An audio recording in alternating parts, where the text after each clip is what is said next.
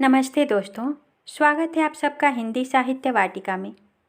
आइए सुनते हैं सुभद्रा कुमारी चौहान की लिखी कहानी कैलाशी नानी। पता नहीं मेरी कैलाशी नानी अब इस संसार में है भी कि नहीं, परंतु उनकी स्मृति इतनी ताज़ा है कि आज भी कैलाशी नानी वही अपनी मैली सी घुटने के ऊपर तक की धोती और फटी हुई मिर्जई पहने, बगल में रोटी और नमक की पोटली संभाले और हाथों में गायों के हाँकने का डंडा लिए न जाने कितनी बार आंखों के सामने घूमती हुई दिख जाती है। वह गंवार अनपढ़ स्त्री जिसे अक्षर का भी ज्ञान न था, सहज ही भुला देने योग्य न थी। मेरी नानी न होकर भी वह मेरी नानी थी। मेरे मामा के गांव में मामा के घर से हटकर उनका छोटा सा झोंपड़ा था, लिपा पुता साफ। उस झोंपड़े में न तो कोई दरवाज़ा था जो कभी बंद हो सके और न ही दूसरा कोई सामान। बर्तनों के नाम पर कुछ मिट्टी के ठीकरे थे और बिस्तर की जगह थोड़ा पुआल पड़ा था। यही मेरी कैलाशी नानी की गृहस्थी थी। पड़ोसी ही उनके परिवार वाले थे और गांव के बच्चे उनके परमेश्वर। हाँ, तो मेरी कैलाशी नानी उस गांव के रहने वालों के जानवर चराने ले जाया करती थी। उस गांव में करीब 40 घर थे और प्रत्येक घर से एक सेर अनाज चराई में मिल जाया करता था। कैलाशी नानी की जीविका यही थी। इसी में कैलाशी नानी का दान पुण्य हो जाया करता था और इसी अनाज को बदलकर उन्हें रोज़ के व्यवहार के लिए नमक मिर्च मसाला भी लेना पड़ता था। पैसे तो गांव वालों को वैसे ही बड़ी कठिनाई से देखने को मिलते हैं। कैलाशी नानी की तरह गरीबनी को तो पैसों का दर्शन दुर्लभ होना ही चाहिए। इस प्रकार जीवन बिताकर भी कैलाशी नानी दुखी न थी। वे सदा प्रसन्न और हंसती रहती थी। दूसरों की सेवा के लिए तत्पर रहती। आधी रात को भी बुला लो तो वह तुम्हारा काम कर देंगी और तुमसे किसी प्रकार की आशा न रखेंगी। जाड़े के दिन शुरू हो गए थे। एक दिन मामा के गांव से एक आदमी संदेशा लेकर आया कि मामा ने माँ और बच्चों को बुलवाया है। जब तक माँ ने मामा के घर चलने की तैयारी न कर डाली, तब तक हम भाई बहनों ने उन्हें तंग कर डाला। सबसे बड़ा भाई मैट्रिक में था, इसलिए उसे छोड़कर हम सभी भाई बहनों को लेकर आखिर एक दिन माँ मामा के घर आ गई। माँ के साथ आने वाले भाई बहनों में मैं सबसे बड़ी थी। मेरी उम्र 10-11 वर्ष थी। हम भाई बहनों को मामा के घर में और तो कुछ अच्छा न लगता था, पर मामा के घर से 100 फुट दूर एक नदी बहती थी। उसमें नहाने और कैलाशी नानी के साथ ढोर चराने के लिए जाने में बड़ा आनंद आता था। कैलाशी नानी जिस जगह ढोरों को ले जाती थी, वहाँ दूर तक जहाँ तक दृष्टि जाती सब हरा ही हरा दिखाई पड़ता। दूर दूर तक आम पीपल और ढाक के वृक्ष थे। इनकी घनी छाया में दोपहर को आराम करते गांव के छोटे बच्चों का एक झुंड नानी के नेतृत्व में ढोर चराने निकल जाता। वहाँ केवल ढोर ही न चराए जाते थे, वहाँ कहानियाँ भी कही जाती, पहेलियाँ भी पूछी जाती और कभी कभी रामलीला का खेल भी खेलते। हम भाई बहनों को इस ग्रामीण जीवन में बहुत सुख मिलता। एक भाई बहुत छोटा था, वह तो माँ के साथ ही रहता था। हम 3 भाई बहन प्रायः रोज़ कैलाशी नानी के साथ जंगल में भाग जाते। मुझे याद है, हम लोग घर के अच्छे से अच्छे भोजन को यह कहकर छोड़ देते थे कि अच्छा नहीं बना, और सच ही वह अच्छा न लगता था। कैलाशी नानी की जंगल में सूखी रोटियां नमक या कभी चटनी के साथ खाने में जितना स्वाद आता था, उतना स्वाद कभी किसी भोजन में नहीं आया।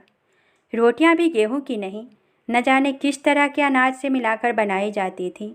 कैलाशी नानी को हर घर से एक ही अनाज तो मिलता न था, कहीं गेहूं कहीं जौ, ज्वार मक्का उड़द मूंग अरहर सब मिलाकर इकट्ठा कर देती और रोज़ आवश्यकता अनुसार किसी की चक्की से पीस लाती और दूसरे दिन के लिए रोटियां सेक रखती। यही उनका प्रतिदिन का आहार था। यही रोटियां वह सबको खिलाती थीं और हम लोग बड़े स्वाद से खाते थे। कभी कभी गांव के दूसरे बच्चे नदी में धोती फैलाकर मछली भूनते। उस दिन कैलाशी नानी रोटी भी ना खाती, सत्तू खाकर ही रह जाती। इसी प्रकार एक दिन हम लोग कैलाशी नानी के साथ हार पर गए थे। उस दिन कैलाशी नानी ने राजा रानी की कहानी सुनाई थी। राजा की एक राजकुमारी थी, बड़ी सुंदर बड़ी नेक। किंतु एक दिन जब वह नदी पर नहा रही थी, तब परियों के देश के राजा का राजकुमार आया और राजकुमारी को घोड़े पर बैठा कर ले भागा। कहानी सुनने के बाद कलेवा से पहले हम लोग बड़ी देर तक नहाते थे और तैरते थे। पानी बहुत गहरा न था, पर बड़ा साफ था। नदी में नहाने का ही प्रलोभन हमें रोज यहाँ घसीट लाता था। हाँ, तो उस दिन मुझे नहाते नहाते यही डर लग रहा था कि कहीं परियों के देश का राजकुमार न आ जाए। वहाँ राजकुमार तो न आया, परंतु जब नहा धोकर लौटी तो देखा कि कैलाशी नानी के पास कोई बैठा है। कपड़े जरा साफ सुथरे थे। मैं डरी कि कहीं यही तो वह राजकुमार नहीं है। फिर घबराकर दूर तक नज़र दौड़ाकर देखा, कहीं भी कोई घोड़ा न दिखा। मैं बेफिक्र हो गई कि यह राजकुमार नहीं है, वह होता तो घोड़ा जरूर होता। बाद में कैलाशी नानी से मालूम हुआ कि वह गांव का जमींदार है और कैलाशी नानी को हर महीने ढोर चरवाई में 5 सेर अनाज देता है। वह वहीं हम लोगों के पास ही पीपल के पेड़ की जड़ पर बैठ गया और हम सब भाई बहनों के बारे में कैलाशी नानी से बातचीत करने लगा। जब उसे यह मालूम हुआ कि अभी तक मेरी शादी नहीं हुई तो उसे बड़ा आश्चर्य हुआ, क्योंकि गांव में तो उस समय लड़की के पैदा होते ही ब्याह की बातचीत हो जाती और 3-4 साल की होते होते तो उसका ब्याह भी हो जाता था। उसने स्वर को धीमा करके कैलाशी नानी से कहा कि क्या कुल में कोई दाग है जो इतनी बड़ी लड़की अब तक कुंवारी है। कैलाशी नानी ने कहा, नहीं भैया, कुल में दाग वाग कुछ नहीं है, बड़े आदमी हैं, लड़की लड़के सभी मदरसे में पढ़ते हैं। यही बिटिया रामायण बाँच लेती है, अंग्रेजी पढ़ती है, जब पढ़ लेगी तब लायक वर देखकर ब्याह देंगे। वह जमींदार जितनी देर तक बैठा रहा बार बार हमें ही देखता रहा।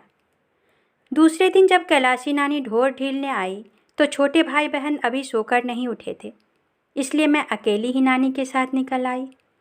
कलेवा करने से पहले हम सब बच्चे फिर नदी पर नहाने गए। जब हम जा रहे थे तभी वह जमींदार फिर आया। वह कैलाशी नानी को बड़ी देर तक कुछ समझाता रहा। उसे कैलाशी नानी ने हाथ जोड़कर कुछ अस्वीकार किया। जमींदार ने कुछ न सुनकर नानी के पल्लू में ज़बरदस्ती कुछ बांध दिया। हम लोग भी रोटी खाने आए, पर आज कैलाशी नानी रोज़ की तरह खुश न थी। उनके चेहरे पर एक तरह की उदासी थी जो छिपाए ना छिपती थी। उन्होंने हमें खिलाया पिलाया और फिर कहानी सुनाने बैठी, किंतु कहानी में उनका मन न लगा। अन्य दिनों की तरह जब मैं बच्चों के साथ ढोर हाँकने जाने लगी तो जाने न दिया। उन्होंने मुझे अपने पास ही बिठाए रखा। मैंने जिद की तो मुझे डांट भी दिया। शाम हो चुकी थी। माँ तुलसी के पास दिया जला रही थी। कैलाशी नानी छिपती हुई सी माँ के पास आई और इशारे से बुलाकर अलग कमरे में ले गई। उन्होंने माँ से कहा कि वह अपने बच्चों समेत जल्दी से जल्दी घर वापस चली जाए, कारण कि वह जमींदार हम दोनों बहनों को अपने नालायक पुत्रों की वधू बनाना चाहता है। जमींदार का मेरे मामा से बहुत दिनों से बैर चला आ रहा था। शायद वह अपने इस बैर का बदला इस प्रकार लेना चाहता है। वह चाहता है कि कैलाशी के साथ ढोर चराने जाने पर वह हम दोनों बहनों की मांग में अपने पुत्रों से सिंदूर भरवा दे। इस प्रकार हम दोनों बहनें उसकी पुत्र वधुएं बन जाएंगी। मामा जानकर भी कुछ न कर सकेंगे। इस काम में वह कैलाशी नानी की सहायता लेना चाहता था, इसलिए 10 रुपये उनके पल्लू में ज़बरदस्ती बांध दिए थे। 40 रुपये काम पूरा हो जाने पर देने का वादा किया था। कैलाशी नानी ने शपथ लेते हुए वह 10 रुपये कमर से निकालकर माँ को दिखाए और फिर बोली, बिटिया झूठ नहीं कहती, मेरे पास तो 10 पैसे भी नहीं, फिर ये 10 कलदार कहाँ से आए? ये उसी अधर्मी ने बांध दिए हैं। तुम बिटिया को लेकर चली जाओ। जिस गांव का जमींदार इतना अधर्मी है, तुम यहाँ फिर ना आना। बिटिया का शादी ब्याह करके ससुराल भेजकर ही फिर आना। कैलाशी ने यह भी कहा कि वह हमारे जाते ही इन रुपयों को जमींदार के आगे फेंक देगी। अधर्म का पैसा वह कभी न स्वीकार करेगी। मुझे याद आया कि एक दिन इकन्नी लेकर मैं नानी के साथ चली गई और कैलाशी नानी ने मुझसे लेकर वह बहुत संभाल कर रख ली और शाम को लौटकर वह माँ को वापस कर दी। माँ ने जब वह इकन्नी उन्हीं को वापस दे दी तो कैलाशी नानी के चेहरे से ऐसा भाव टपक रहा था जैसे उन्हें कहीं का खजाना मिल गया हो। कई बार इकन्नी को उलट पुलट कर देखने के बाद कैलाशी नानी ने उसे कमर में खोस लिया। माँ को जाने कितने आशीर्वाद देती हुई वह गई थी। वही कैलाशी नानी आज कमर में 10 कलदार बांधे थी। कल जरा सी बात पर 40 रुपये और मिलने वाले थे, पर कैलाशी नानी अधर्म का पैसा नहीं लेना चाहती थी। उन्होंने कहा कि अगले दिन वह हमें वहाँ से भेजे बिना ढोर चराने नहीं जाएंगी और जमींदार के रुपए उसके दरवाजे पर जाकर फेंक देंगी। फिर तो चाहे वह महीने का 5 सेर अनाज भी बंद कर दे, कैलाशी नानी डरती नहीं। वह कहीं भी जाकर ढोर चराकर पेट पाल लेंगी। माँ उसकी बात पर विश्वास नहीं कर पा रही थी। कोई कैसे उनकी पुत्रियों की मांग में सिंदूर भरकर घर में रख लेगा। मेरे पिताजी प्रसिद्ध वकील हैं, वे जमींदार को जेल खाने की हवा खिला सकते थे। फिर भी माँ कैलाशी नानी के आग्रह को न टाल सकी। दूसरे दिन वह हमें लेकर घर चली आईं। तब से आज तक कैलाशी नानी का हमें कोई समाचार नहीं मिला। धन्यवाद। यदि आपको हमारी यह कहानी अच्छी लगे तो कृपया हमारे चैनल को सब्सक्राइब करें और अपने विचार और सुझाव कमेंट बॉक्स में अवश्य भेजें।